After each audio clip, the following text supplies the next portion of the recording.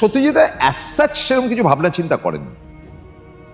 তিনি স্ক্রিপ্ট লিখতে বসলেন ওই সাম টাইম অফ 66 এই সময়, নায়কের পরেই, যে একটা জমজমাট গোয়েন্দা গল্প তিনি করবেন। ব্যোমকেশ নিয়ে তিনি করবেন, শরদিন্দু বন্দ্যোপাধ্যায়, চিড়িয়াখানা। চিড়িয়াখানার অনেকগুলো চরিত্র রয়েছে, বহু চরিত্র, নানান নাড়াচাড়া। তো তার মধ্যে একটি চরিত্র ছিল একেবারে টিপিক্যাল ফিল্মি লাইনের লোক, মানে ফিল্মি লাইনের প্রডিউসার থাকে না, প্রডিউসার বা ফিল্ম লাইনে বেশ একটা হত্যাকর্তা গোছের মানুষ, যারা টিপিক্যাল বাংলা সিনেমা যারা পরিচালনা করতেন তখনকার দিনে, মানে আমি বলছি সাম টাইম অফ 60, ওই সময়টা যারা প্রযোজক ছিলেন না, তারা একটু কাপ্তান গোছের ছিলেন এবং তারা বহু গুণে দুষ্ট ছিলেন। মানে তারা মদ্যপান করতেন, নায়িকা টাইকার সঙ্গে ফষ্টি নষ্টি ইত্যাদি করতেন।